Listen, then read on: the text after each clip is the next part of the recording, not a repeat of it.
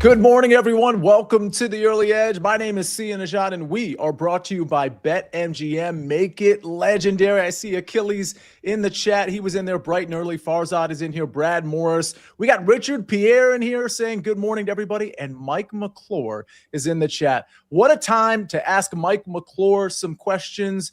But let's see how we did on the recap screen yesterday before we bring in the stars of the show. Tom Casale, that Jacksonville State game, listen, it kind of came down to it didn't come down to a Hail Mary, but that was pretty poor defense on the Hail Mary, if anybody was watching that. But we get the win there. Great call by Tom Casale. And, of course, Jeff Hockman was on that as well. Jeff Hockman loses his hockey bet, but don't forget, he had that Jacksonville State play courtesy of SportsLine about a week ago. Buckets hits his. We go 2 for 2 on SportsLine. Back-to-back winning days, but admittedly 4-3 is not much of a winning day. Let's see if we can improve on 4-3 and hit 3 winning records in a row with the stars of the show. We got Buckets. We got Danny Brasco. We got Mikey B. Buckets, we got to get a status check from you. I know you came with soccer, but before we get to picks, how's the back doing? The back's doing all right. We went to the doctor yesterday. I put in quotations. It's not a herniated disc, thank goodness. It's just a minor little slip disc, a little bit of not too impacted there. I'll be fine. I'm on muscle relaxers, so if I start getting real chill and real cool all of a sudden during the show, you know that stuff's kind of kicking in. So just a warning on that. Odds that Buckets gets cool plus 1,000. Mikey B, we got a good basketball slate tonight. Your reaction before we get to some picks to the NBA Cup last night? Yeah, the NBA, first of all, there's only 2 games tonight, so bummer there. But the NBA Cup was certainly fun last night. The Knicks win a quote-unquote championship. It'll be interesting to see if they hang a banner for that in the Garden. But it was a great game. It was nice to see a regular season game where everybody was really into it, I guess. I will say, because I think I already see in Brasco, I do want to get your reaction as a Knicks fan to winning the coveted NBA Cup. But Tom Casale was supposed to be on the show, couldn't make it today. So I know there's some college basketball in the questions in the chat. Maybe if you have those questions for our SportsLine Discord, that would be a good place throughout the pendency of the day. Brasco, you must be just like on top of the world after an NBA Cup, Emirates NBA Cup championship. An Emirates NBA Cup. I love that. Yeah, I've been a little tapped out of basketball recently, but obviously all my boys in New York City in the group chats are sending me pictures of OG Anunoby with the Timbs over him. It's big in New York for the culture, but my friends also said if we had lost, this would have meant nothing. So, it's situational that we're celebrating. All right. We've got some people with some check marks from yesterday. Big Cheesy, remember, he was talking about Stephon Castle over 28.5 PRA. Check mark there. Better days ahead in here. He had the Caps under a half goal in the first period, a check mark there. They were in the chat yesterday dishing out picks. Mike McClure has some commentary here. Knicks will absolutely be hanging the banner right next to the Billy Joel banner. All right, let's get to some banner picks. Buckets, start us off with some plays for the pitch. Absolutely. I've got 2 plays for everyone. But first of all, I just want to shout out the chat because yesterday I gave out that Chelsea, both teams to score in over 2.5. And I said this game is ending 3-1 Chelsea. At halftime, it was 0-0. And I got some not so tasteful comments and tweets sent out my way, but it ended up ending 3-1. And I saw a bunch of people on Twitter saying, Buckets, I cashed this at plus 950 for the correct score prediction. So while I did not do that, I'm always still stoked to see you guys cashing extra tickets. Now, 2 bets for us this afternoon, starting in the Swiss Super League, as we've got the Young Boys Bern taking on Grasshoppers at Club Zurich. And those aren't real teams. Buckets, those aren't real teams. That's impossible. Do you want me to show you my Grasshoppers Club Zurich tattoo on my shoulder blade I have right now, Sia? My tattoo of this established, pristine club. They are real teams, but maybe teams you haven't heard of. What is real, Sia, regardless of whether you believe it or not, is the money that we're going to get from cashing this ticket.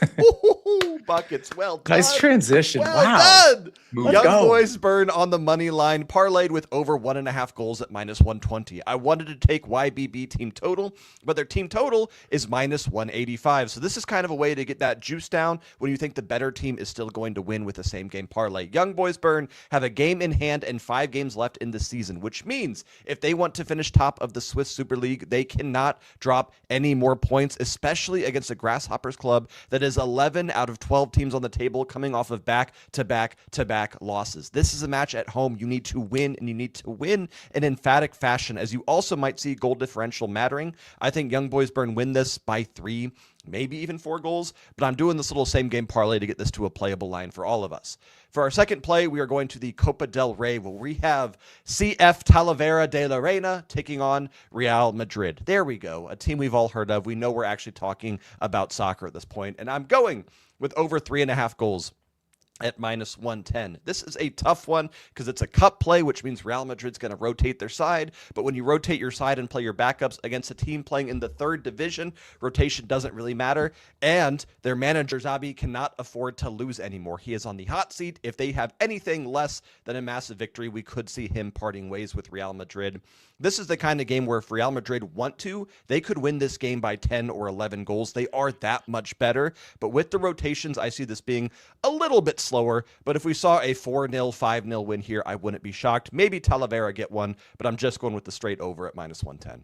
All right, we got a couple of picks. Young Boys Burn versus Grasshoppers. I'm just never going to believe that's a real thing. Which one? Which one? Or both of them. Okay, fair. I mean, I just feel like at least one of them, like a name change, is potentially in order. But that's just me. Let's go ahead, Bucket. This won't mean anything to you, but Young Boys are currently in Europa League, and they do have Champions League pedigree. So this is like an established team in European football. Doesn't matter to you, but just for conversation's sake. Mikey B, I see you holding back something you want to say, and I got to credit you because I think you should be holding back whatever you were about to say. However, it is time for you to speak about some NBA picks. You mentioned it's just a 2-game slate, but you've got 2 picks for us. Yeah, let's go to the NBA where we don't bet on young boys. We bet on grown men. Buckets, grown men. All right, so first we're going to do the Cavaliers-Bulls game. Jalen Tyson over 19.5 points and rebounds at -122. No Evan Mobley, no Sam Merrill for the Cavs. With them both out Sunday against the Hornets, Tyson had 16 points and 13 rebounds. Over his last 11 games, he's gone over this combined line 8 times. We all know the Bulls stink. 7th worst defensive rating in the league. They've given up the 6th most rebounds per game. So Jalen Tyson over 19.5 points and rebounds.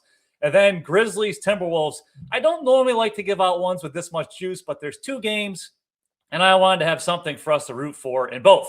So Jaren Jackson Jr. under 5.5 rebounds at -147.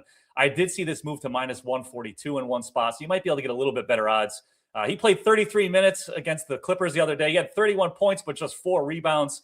He's hauled in fewer than 6 rebounds in 6 of his last games, averaging just 5 rebounds for the season. Rudy Gobert, Julius Randle on the other side for the Timberwolves. That's helped them allow the 11th fewest rebounds per game in the league. Jaren Jackson Jr. likes to hang around outside the perimeter, shoot threes. I think he goes under 5.5 rebounds.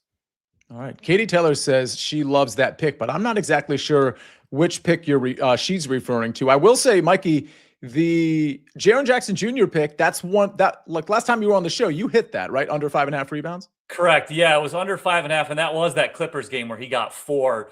They're a big team with Zubac. Kawhi Leonard's also a very good rebounder. So now he's got to deal with Gobert, who's coming back, Julius Randle, and Naz Reid. So that's not a good rebounding situation from him there. All right. Let's get to, I mentioned Tom Casale was supposed to be on the show today. Couldn't make it. We'll see him very soon, of course. But we do have a couple of college basketball picks. Before I get to those and to a college football pick, I do want to talk about some BetMGM boosts that you can get into today. BetMGM account holders will receive a college football odds boost for bowl games. Just make a college football bet and score extra winnings if it wins. Also, moving over to hockey with BetMGM's hat trick jackpot, you have the chance to win your share of $10,000 in bonus bets. Just place an anytime goal scorer wager, and if your guy scores 3+ goals during that game, you will win a share of $10,000 in bonus bets. Bucket says Mikey is my GOAT.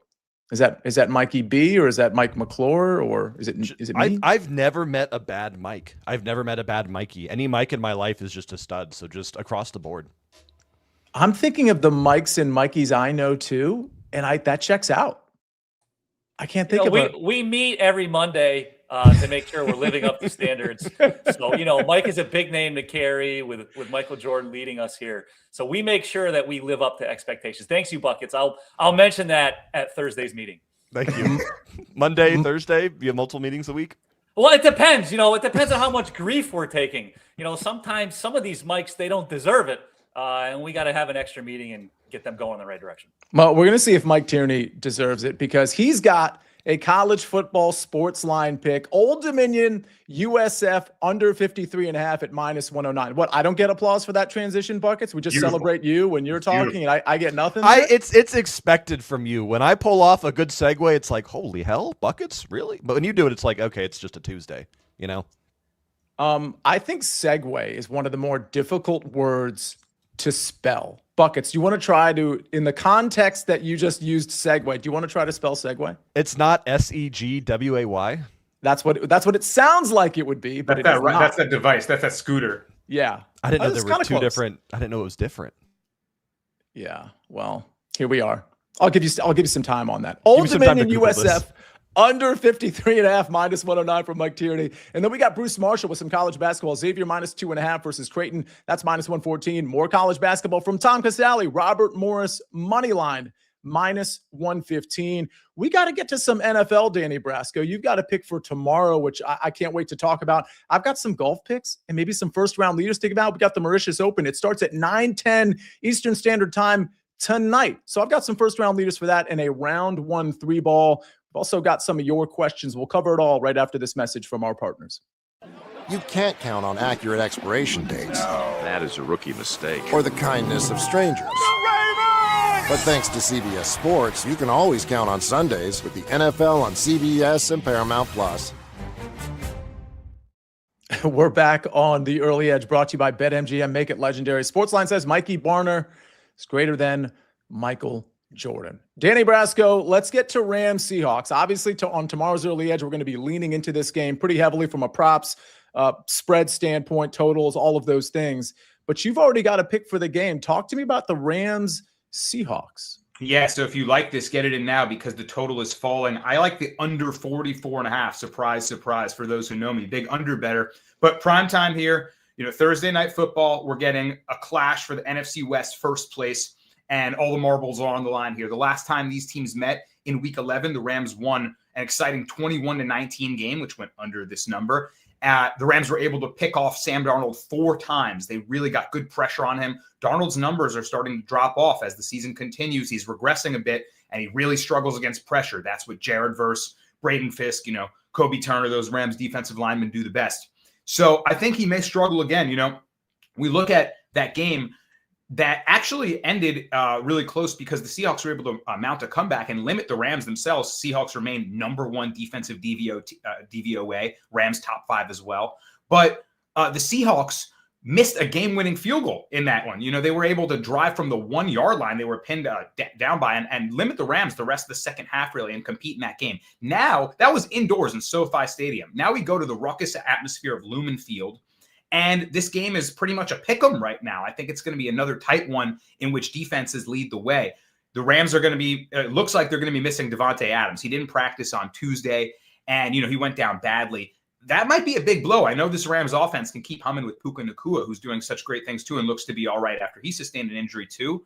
But Davante Adams leads the NFL in receiving touchdowns and red zone targets. He's been a monster, not just, getting first downs and moving the ball down the field, but actually punching in as well. And I could see the Rams, tailing off in the scoring a little bit. So I think this is going to be a heavily defensive contest. I'm looking at the injury report too. Charles Cross, offensive lineman for the Seahawks, questionable right now. That could be big if he doesn't end up going. And a couple other little injury designations that had me shaking my head at this game. So I think this is going to stay under even 43.5. I would play it down. You're going to see this drop 70% of the tickets right now on the over, yet the total's moving down. Reverse line movement always gives me the heebie-jeebies in the NFL. And like I say, reverse line movement, you got to tail it if it looks good. So that's my play on this one. See you under in prime time. So Brasco, we're going to circle back to this game in a second. Actually, yeah, let me give out my golf picks first, and then we'll come back to this game. There's a lot of people in the chat that like the Rams. It looks like people like the Rams in a close one on the money line. That's what I like as well. I know Mike McClure's in the chat answering some NBA and mostly college basketball, maybe college football questions, but maybe he could weigh in on what his model says about this game. I definitely lean to the Rams. I feel like I'm walking into a trap a little bit. But Brasco, we're going to get back to that in a second. And then we've got some soccer questions for you, Buckets, and maybe some NBA. I'll give out my 3-ball first, Ben, and then we'll give out my first round leaders. And we've already got somebody, Farzad, in the chat who has somehow picked out one of my first round leaders, which you love to see. I'm going with Jeff Winter. Okay, this is the Mauritius Open. You might see it at your book as like Africa, Asia, like AFR, ASIA. Terminology wise, I think most people are referring to it as the Mauritius Open, but I like this round 1 3-ball. Jeff Winter -110 over it's Nathan Kimsey and Manchester. Now, Manchester, I don't think is going to be a factor here. He's just been actually last time out, he actually made the cut, but prior to that, he's just been a guy that's completely missing cuts. Kimsey, a different story. I mean, he's actually been decent. I would say the same about Jeff Winter. What I like about Jeff Winter on this course is that he's a good ball striker, which you're going to want here. And he's a great putter. Short game is a little sporadic, but overall, I just think he's the better player than Kimsey. And again, I don't think this third guy is really going to factor in. So I do think we're getting value on Jeff Winter, who, by the way, played this course. This tournament wasn't held on the course it's being held on in 2024, but it was in 2023 where Winter finished T11. So I think he's got some good experience here specifically. So again, I think there's value here on this 3-ball. Let's move to some first round leaders. I'll have some outrights that I'll put in the SportsLine Discord before this thing gets underway. I'll probably put them out on Twitter as well. But, look at this graphic from Ben. Shout out to the Early Wedge, which will be back, of course, in January. I believe it's January, maybe early February. I'll get confirmation on that. But first round leaders, Daniel Brown, 35-1. Chikara, who I had as an outright, absolute heartbreaker loss for us last week as he ended up going from first to third. But Chikara was your first round leader last week as well. So I like him here. Skav Olesen, I like it at 50-1. I think it was Farzad that pointed him out. Lindbergh, I like, not to win the tournament, but as a first round leader at 60-1. And Sterney, the guy who I had as my first click last week, I like him as a first round leader and maybe outright as well. We'll see as a first round leader at 65-1. So there's 5 first round leaders for you. All those guys go off in the morning. I think the conditions will be better there. All right, let's get to some questions before we circle back to football. Buckets. Both teams to score Radnicki in 20 minutes. Oh, this is another group of teams you're not going to believe are real. Radnicki is taking on Kukariki in the Serbian league starting in about 10 minutes there. Both teams to score, I think, is a fantastic shout. I'm seeing it currently at -140 on MGM, so I might look to live bet that in like the 5th or 10th minute personally. But both teams to score has now hit in the last 8 head-to-head matches between these sides. Going back the last 3 years now, it's hit in all 8 of them. So eventually you just have to bet the thing that keeps hitting there, Sia. I think it's a good shout. Did you see this question from Cleveland Clown? Buckets, any of these were, I think he's talking about your bet. Any of those worth doing a team total ladder on? I got you, Cleveland Clown. If you want something absolutely crazy, maybe a little bit heinous, just please be responsible. I'll give you a parlay of team totals to ladder here, both in Copa del Rey. Look at that matchup between Atletico Belarus taking on Atletico Madrid, and then our Talavera versus Real Madrid. If you take Atletico Madrid and Real Madrid, both over 4.5 team total parlayed together, it's plus 2,300, or you can take them separately at singles. Do what you want to do, but those are the 2 matches I would target for team totals. 2.5, 3.5, 4.5. Those are the matches that if they play their best players, and even if they don't, they've got the talent to really beat up some weaker opponents. All right. I'm noticing that StreamYard's having an issue with some of the comments, but I can see them on my iPad that I'm looking over to the left. So I'm trying to catch some of these comments. Brasco, as I do that, talk to me about the money line. And am I walking into, I feel like taking the Rams money line, I understand it's on the road, but I feel like everybody thinks the Rams are the best team in the NFL and that it's kind of an easy click for people to be like, yeah, Rams money line -110. Mikey B, I'm going to ask you the same question. Yeah, I agree. It's looking a little bit sketchy because, like you said, the money's on the Rams early on, yet the Seahawks actually moved in the market, right? A little bit of reverse line movement there. And just because they beat them last time, like I mentioned, they turned Sam Darnold over 4 times, yet it took Myers missing a game-winning field goal from 60 yards for them to lose that one indoors. So now they're at home. You know, I wanted to mention when I was talking about the under, Seattle's defense has allowed 21 or fewer points in 11 of 14 games this season. They've been truly elite. They have everyone healthy. Who I wanted to mention about the Rams, it looks like Tyler Higbee will not be activated from IR, so they're still without him. And yeah, if they can really take away Puka, I think this they can stop Kyron on the ground and make this a really competitive game. And then it really comes down to Darnold versus the pressure. If Verse can get to him, I think he's going to look bad again. So these teams have familiarity with each other. I mean, McDonald versus McVay is a really good matchup. I think it's a coin flip. I think the market's got it right. I couldn't fault you for either side. Mikey B, before I get your opinion, if you have one on this game, which of course is tomorrow, I was, just so everybody knows, I was looking at one of the obvious plays in Colby Parkinson overs. I'm not there yet. Only one book has it out right now, as far as I know. It's 36.5 yards, which I was hoping it was a little bit lower than that. It's not that I don't like it. I just don't know that I would take it at 36.5. His anytime touchdown is in like the plus 230 to plus 250 range, kind of like that. First touchdown score, plus 1,200, kind of like that. That'll probably be my play on tomorrow's show where we give out first touchdown plays, among other things. Mikey B, any thoughts on this game on a Wednesday? I don't like Thursday games betting sides because anything can happen on these Thursday games. So I would lean under, like Danny said. I love the Parkinson anytime touchdown that you just mentioned. They haven't officially ruled out Devontae Adams, but I'd be shocked if he plays. He's out. Yeah, he's obviously their big red zone target. And Parkinson has already been a great touchdown scorer with Adams healthy. And then I think field goals over for field goal kicker props might be good in this game. If you can get 1.5, especially for Myers, I could see both teams having a hard time scoring in general, but not necessarily moving the ball into field goal range. So I think 1.5 field goals for kicker props might be appealing in this game. One thing to keep an eye on, and Danny, I don't know if this factored into your analysis, but it does look like it's going to rain throughout the game. Now, I have no idea how hard it's going to rain. Maybe we'll get a better idea. We'll have a better idea maybe tomorrow morning going into the game. But Brasco, I know you had something to add, but I did want to point out that it looks like it's going to rain throughout the game as of now. Does it? Because I'm no meteorologist, but yeah, I was checking these reports when I put this pick in late last night. And I saw that it was going to rain throughout the day in Seattle, but not during game time. That, of course, could have changed. It could have changed. Yeah, I mean, this could be changing back and forth, to your point. Yeah. But yeah, in any case, if the field's going to be wet regardless, that I feel like that impacts the under. I'm looking at, because you want to take player props in this game, you're going to have to pay the price for JSN and Puka. They're both, their lines begin at 100+ yards. But maybe a little Cooper Kupp action. The last time these teams met, he got 7 targets, but only 23 receiving yards. His total's at 30 here. I mean, yeah, McVay probably knows how to defend against him, but I think if there is impacted by weather, they got to look for the short area stuff. Darnold throwing 4 picks. That says Cooper Kupp to me. So maybe he could be a sneaky guy to play and not have to pay the 100-yard tax. Yeah, also maybe on the receptions rather than the receiving yards. This is all stuff we're going to talk about tomorrow. I'll probably have a negative correlated play with the receiver as well. Real quick, before we get to the recap screen, again, having trouble seeing some of the questions just today. It's just a glitch with YouTube, StreamYard, whatever the case may be. But I can see questions over to my left. So Mikey B, Big Cheesy says Desomnu over 16.5 points, rebounds, and assists at -120. Io Dosumu, is that what we're talking about? Yes, I'm sorry, I pronounced it wrong. Yeah, that's okay. That's okay. Yeah. I don't know. He's questionable. He's been dealing with a thumb injury. I would prefer to avoid any Dosumu thing. Kevin Herter's back. That's a good thing. Okoro is back. That's a good thing.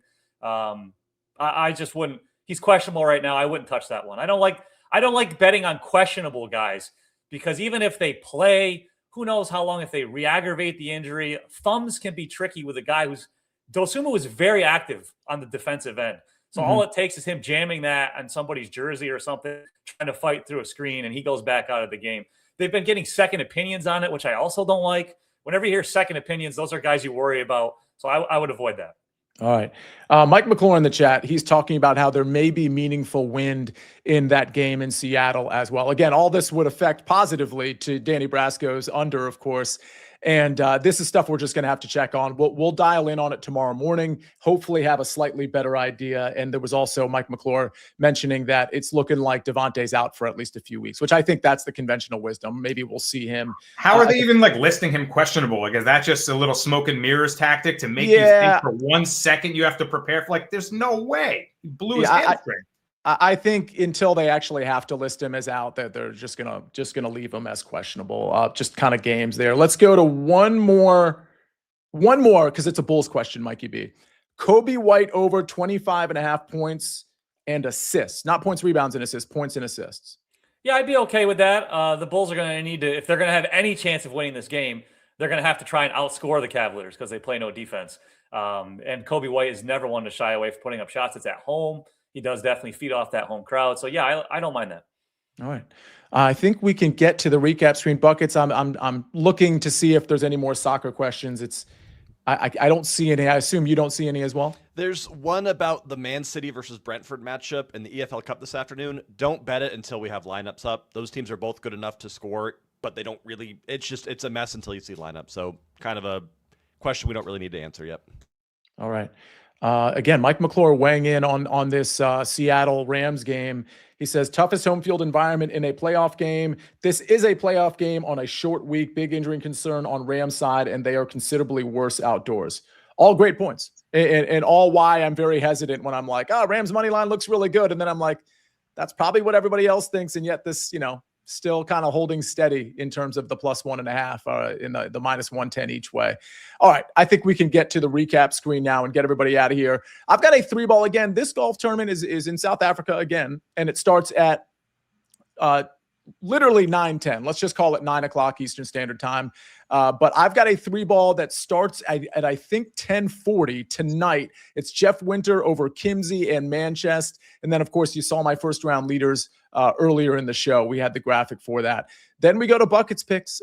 Young Boys Burn versus Grasshoppers. What's YBB? Why are you all doing this to me? What is this? YBB is Young Boys Burn. What, do we have to list it twice? Like, what's happening? It's their money line, so we need to know who we're picking to win. Oh, I see. Okay. Yeah. Okay. I'm just going to go with YBB. This is ridiculous. YBB money line plus over 1.5 goals -120. Why am I so hesitant in saying this name? CF Talavera de la Reina versus Real Madrid over 3.5 goals -110. Jalen Tyson over 19.5 points and rebounds -122. That one from Mikey B. And then he's got Jaren Jackson Jr. He's going with the under rebounds again, 5.5 at -147. Rams Seahawks under 44.5 -115. That one courtesy of Danny Brasco. Then we got 3 SportsLine picks. We'll start with Tom Casales because somebody was saying, hey, Tom Casale's an auto tail in the chat. Let's go with Robert Morris, money line -115 from Tom. And then we go to Mike Tierney, Old Dominion, USF, under 53.5 -109. That's college football. College basketball, Xavier -2.5 versus Creighton -114. That one, courtesy of Bruce Marshall. By the way, shout out to Ben. We don't have a producer pick today, but Ben hit the Knicks, of course. That helped our recap screen, -2.5. And what was so sharp about that, in my opinion, is he really wanted to lean into first quarter, first half, like he always does. But he knew better because of how the Spurs tend to start games. He talked about it yesterday. He got off the bet that he's comfortable with to go to the full game bet, and that's what ended up hitting because first quarter, first half would not have hit in that one as the Spurs started off solid. Mikey B, go ahead. I just want to say, now that Victor Wembanyama is back and starting to play more, we got to get back on the overs for Stephon Castle assists. I mean, he just throws it up and Wemby dunks it in. We saw Castle get a lot of assists. So just keep that in mind when you're doing your Spurs bets in the future. Stephon Castle over assists are going to be very appealing. Yeah, shout out to Big Cheesy, who was on that PRA line. I believe it was 12 assists for Stephon Castle yesterday. I mean, 4 rebounds, 12 assists, and obviously a handful of points as well to get him over that PRA. All right, Buckets, you held up through the entire show. Hopefully the back is feeling better today. We got Danny Brasco in here. We got Mikey B and, of course, Ben on the 1s and 2s and 3s and 4s. Thanks, everybody, for being in the chat. Aaron Taylor, let's see, Hype Town Heroes, Buckets is in the chat and on the show. Richard Pierre, Kyle Hinchin, Steve Folkerts. Thanks, everybody, for being in here. We'll see you next time on The Early Edge. By the way, I'll note on CBS Sports Network today, we got the college football show at 12 and the NFL Picks show at 1 o'clock. Back-to-back shows on CBS Sports Network. Make sure you're dialed in. But for now, The Early Edge, we rest our case.